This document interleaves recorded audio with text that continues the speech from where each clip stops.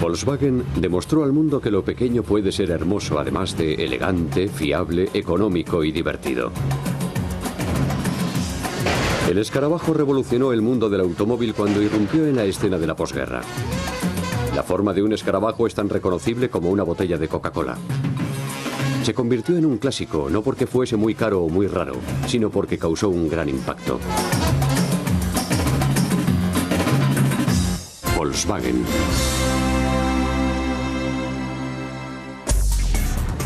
Hoy Volkswagen es una de las empresas más grandes del mundo. Sus fábricas y concesionarios se reparten por todo el globo. La marca Volkswagen no representa más que una parte de un gigante global del automóvil.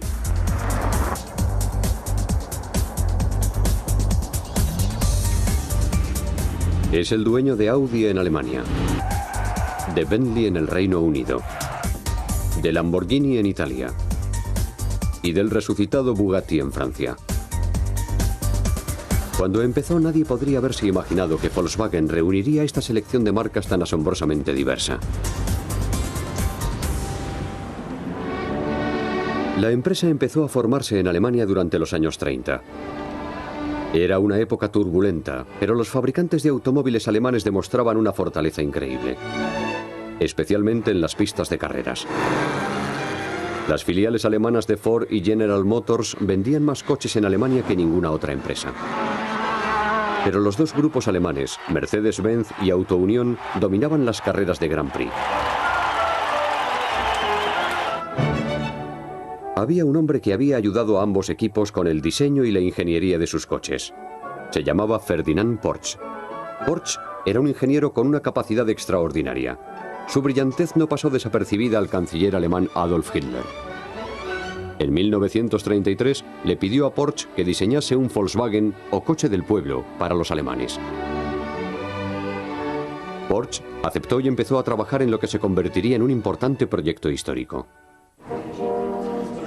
Admiraba a Henry Ford y conocía el impacto que el Ford T había tenido en Estados Unidos. Cuando estaba desarrollando su modelo, viajó a Detroit y visitó las fábricas de Ford. Presentaban un gran contraste con las fábricas alemanas.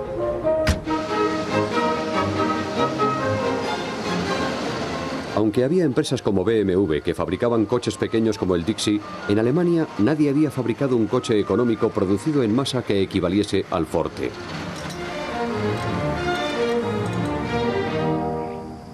Los alemanes Gottlieb Daimler y Karl Benz ostentaban el título de inventores del coche, pero solo fabricaban automóviles para los ricos. La gente corriente no podía permitirse sus grandes vehículos de lujo y sus máquinas deportivas superveloces. Porsche había sido el responsable de algunos de sus diseños más avanzados. Ahora le habían encargado diseñar el Ford T de Alemania. Tenía que proyectar un coche que no costase más que una motocicleta de tipo medio y que no consumiese mucha gasolina. Le sirvieron de base los diseños de 3 pequeños prototipos de coche que había efectuado en 1932 para el fabricante alemán de motocicletas NSU. Cuando recibió el nuevo encargo, volvió a revisar esos prototipos. Fabricó 3 prototipos más y los llamó Tipo 60.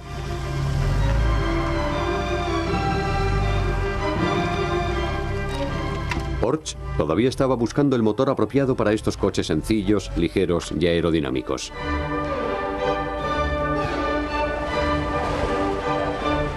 Sabía que tenían que llevar el motor en la parte de atrás para obtener una mejor tracción y que debían estar refrigerados por aire para impedir la congelación en invierno, de acuerdo con las particularidades del clima alemán.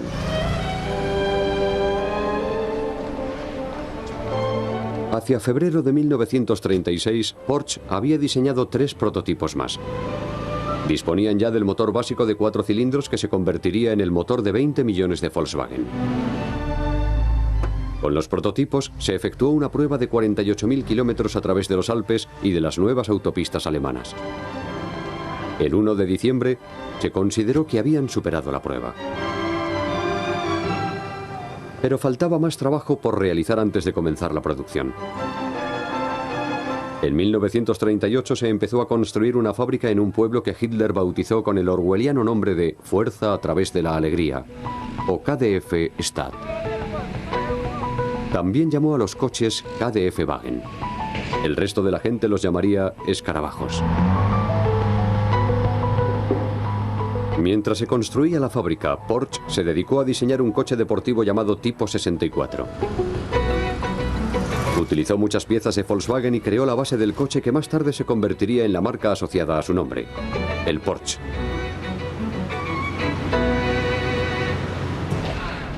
Sus sueños de un coche de carreras y el futuro del Volkswagen quedaron interrumpidos cuando Hitler se puso al mando de sus ejércitos e invadió Polonia en septiembre de 1939. No se pudo atender los miles de pedidos que se habían recibido.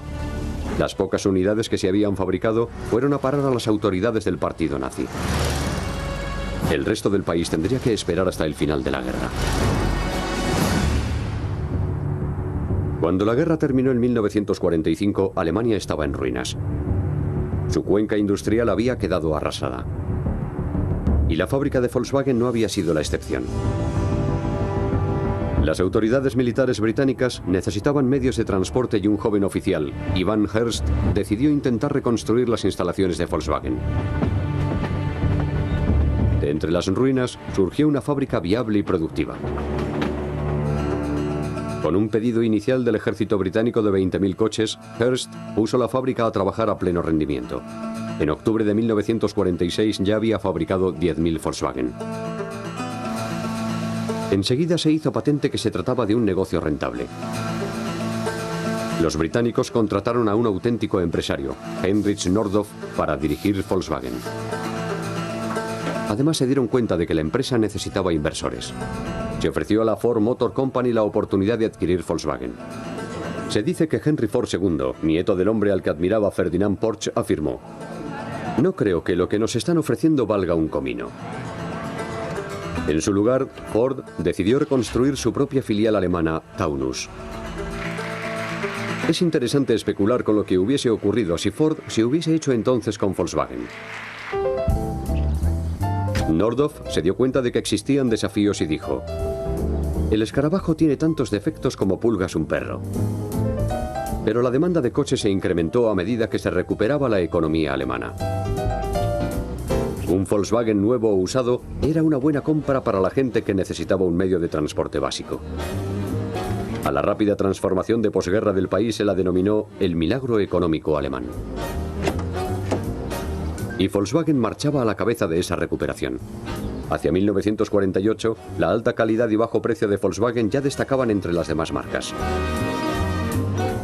Nordhoff, al igual que Henry Ford, decidió que solo fabricaría un modelo, pero que lo fabricaría bien y solo efectuaría los cambios de diseño e ingeniería que fuesen necesarios. Nordhoff rechazó la idea de sacar cada año un modelo nuevo. Esa era la tendencia en Estados Unidos, donde se pensaba que los coches eran mejores cuanto más nuevos, llamativos y grandes resultasen. Sin embargo, los cambios eran puramente cosméticos, y bajo la carrocería metálica que se presentaba cada otoño, no se escondía nada nuevo. Detroit se dedicaba a vender más chicha que carne.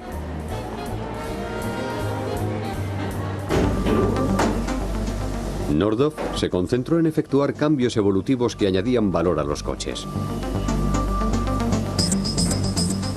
Decía que no quería que le controlase un puñado de publicistas histéricos que trataban de vender a la gente algo que en realidad no quería.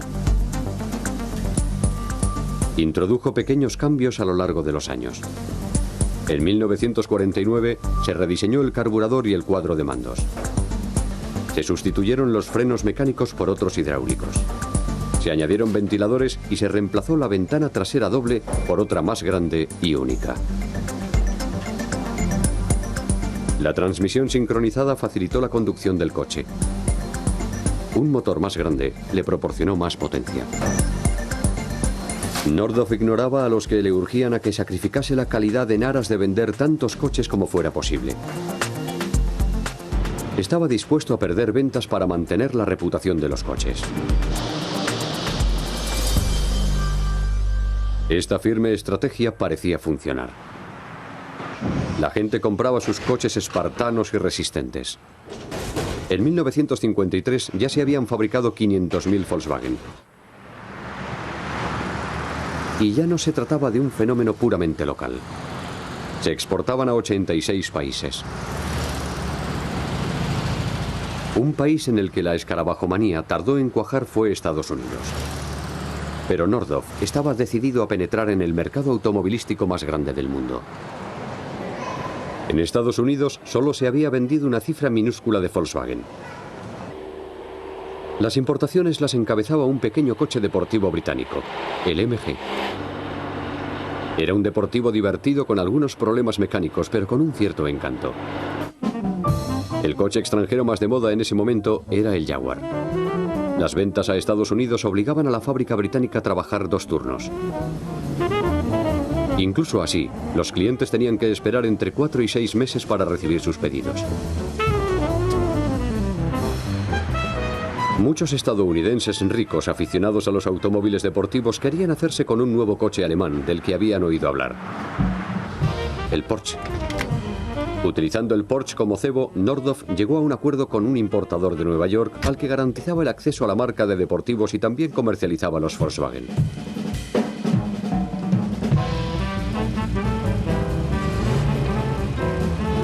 Así se abrió la puerta al mercado norteamericano.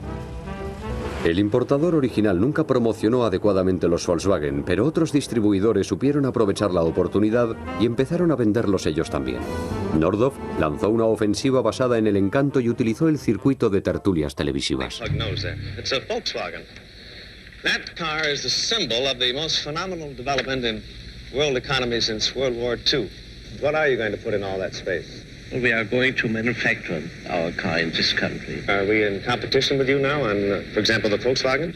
As we see it, the American market leaves so much room for a small, well-proven economic car that we wouldn't hurt anybody's feeling.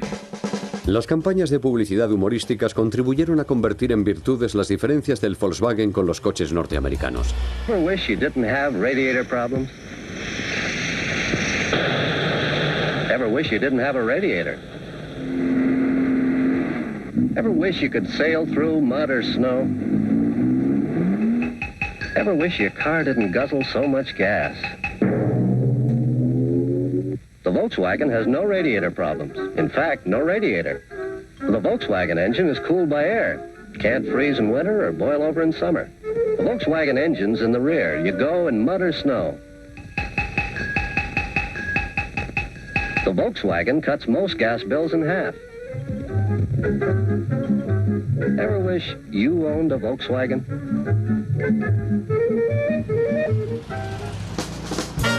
El enfoque cómico contribuía además a diluir la aversión a adquirir coches de un enemigo reciente. Hacia 1955 ya había más de 20.000 escarabajos circulando por las carreteras de Estados Unidos.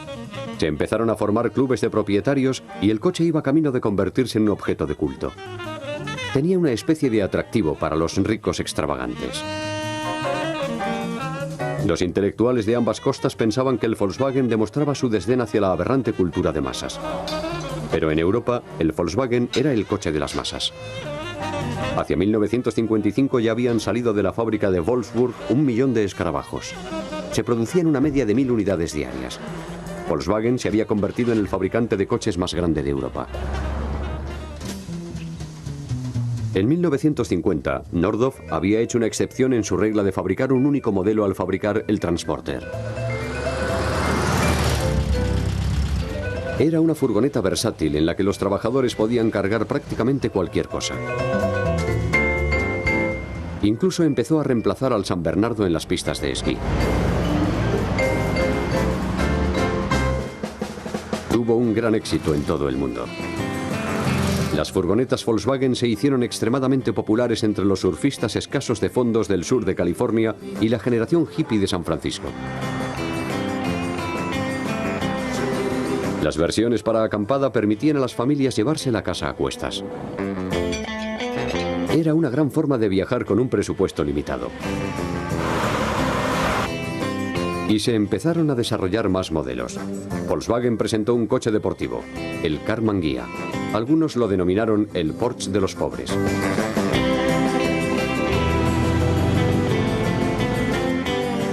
Y en 1961 Volkswagen lanzó el 1500. Era su primer modelo nuevo de 4 plazas. Tenía un aspecto más contemporáneo que el escarabajo, pero le faltaba su encanto. Otros sucesores al trono fueron también descartados. Cuando Volkswagen adquirió Audi, pudo compartir coches entre ambas divisiones. Fue lo que se hizo por primera vez en 1973 con el Passat procedente de Audi. Pero este nuevo sustituto del escarabajo volvió a fallar. Mientras Volkswagen buscaba una nueva estrella, otros estaban encontrando nuevos usos para el escarabajo. 2 subculturas californianas, la del surf y la de los coches, se unieron para crear el buggy de playa. El más famoso de ellos, el Meyer Manx, lo fabricó Bruce Meyer.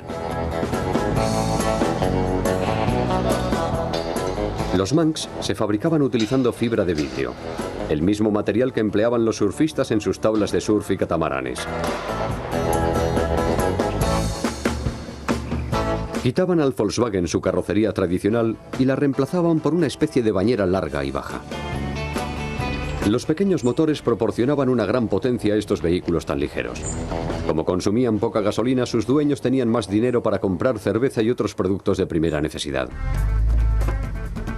Además, el concepto de motor trasero de Porsche proporcionaba a los buggy una tracción superior a la de un coche convencional. Así podían salirse de la carretera y descubrir zonas inaccesibles donde hacer surf en México. Como a Meyer le gustaban las carreras tanto como el surf, empezó a competir con sus colegas de buggy. Sus aventuras y desventuras dieron lugar a un nuevo deporte, las carreras todoterreno.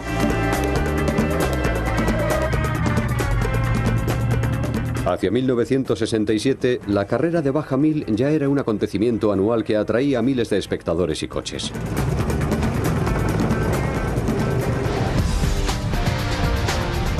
El buggy de playa dio origen al Baja Bug y el deporte continuó prosperando.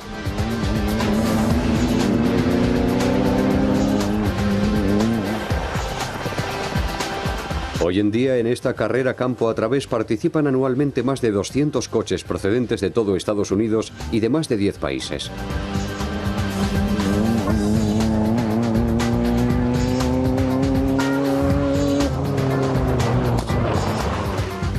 Ya no está restringida solo a Volkswagen, pero el mayor contingente de participantes sigue estando compuesto por Baja Bugs.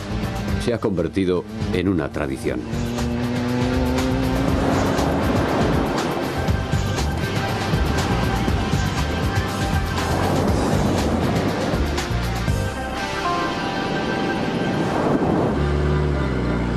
A finales de los años 70, Volkswagen decidió que el Golf podía sustituir al escarabajo.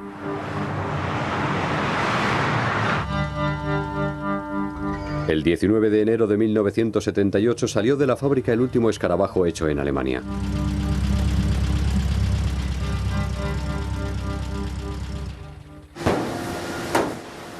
Pero todavía se siguió fabricando en muchos sitios, como en la gran fábrica de Ciudad de México que producía más de 40.000 escarabajos clásicos al año.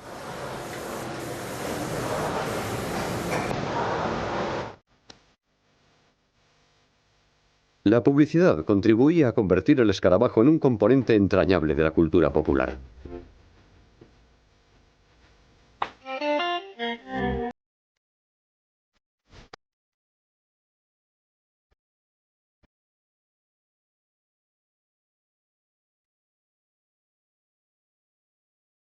Estos escarabajos espartanos llegaron a ser el Forte de México. Servía de coche de policía, taxi, ambulancia, furgoneta de reparto y vehículo familiar. Su velocidad máxima de 130 km por hora procedía de un motor que se parecía mucho al diseño original de Porsche. En 2003, Volkswagen decidió que por fin había llegado el momento de decir adiós a este venerable icono. Las últimas 3.000 unidades salieron a la calle en una edición especial con colores como este Aquarius azul. El 30 de julio de 2003 salió de la fábrica el último escarabajo. Fue una despedida agridulce. Durante su larga existencia se habían fabricado más de 21,5 millones de unidades. Había superado a su rival más cercano, el Forte, en casi 6 millones de unidades. Flores y mariachis rindieron homenaje al último escarabajo de la historia del automóvil.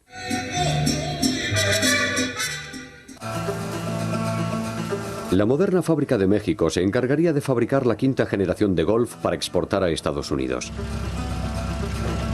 Pero la estrecha relación emocional que los mexicanos sentían por sus escarabajos sería muy difícil de reemplazar. No obstante, Volkswagen supo reconocer el tirón retro que ejercía el escarabajo sobre el público y en 1998 lanzó la versión denominada retrofuturista. Su carrocería recordaba al original, pero estaba fabricada sobre un chasis de Golf. El nuevo escarabajo era un coche moderno que a la vez satisfacía la nostalgia emocional de tiempos más sencillos.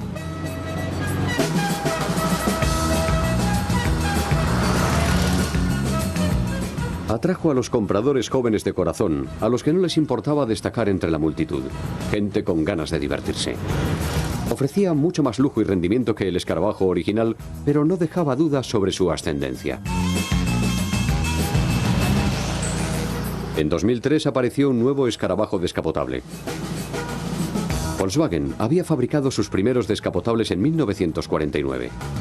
Mucha gente había tenido su primera ocasión de conducir a cielo abierto en uno de ellos. El nuevo modelo no se parecía nada a su pariente lejano. Era más bajo, la ventana trasera era de cristal y la capota podía subirse y bajarse en 13 segundos apretando un simple botón. Llevaba un motor de 115 o 150 caballos que, unido a una transmisión automática de 6 velocidades, lo convertía en un coche más potente que 4 motores del modelo original combinados. Estaba claro que Volkswagen no era una empresa que adormecía en el pasado. Tenía puestos los ojos en el futuro. Y la historia del escarabajo todoterreno puede formar parte de ese futuro. Inspirada en los Meyer-Manx y los Baja-Bugs, Volkswagen creó el Dune. El concepto en el que se basó es el de un coche de techo abierto que navega por las dunas. Es un escarabajo que puede llevarte más allá de donde termina la carretera. Para aquellos que no podían esperar al escarabajo todoterreno, Volkswagen creó el Touareg, un todoterreno con V8 opcional. Era una combinación de berlina de lujo y todoterreno diseñado para competir contra Land Rover, Lexus y otros todoterrenos de gama alta. Constituía otro indicador de lo lejos que había llegado la empresa que empezó fabricando coches de bajo coste para el pueblo. Las características del Touareg le permitieron participar en el Rally París-Dakar y obtener el premio Motor Tren 2004 al todoterreno del año.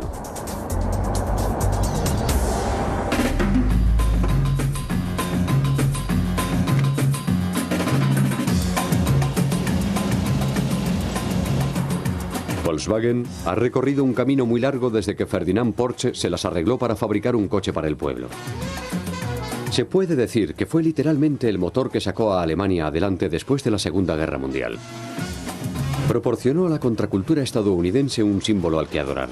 Cautivó los corazones y las mentes de gente de todo el mundo con ironía y humor. Son coches que todavía dibujan una sonrisa en la cara de todo el que los ve. Puede que el escarabajo original sea historia, pero ha dejado su impronta en el mundo.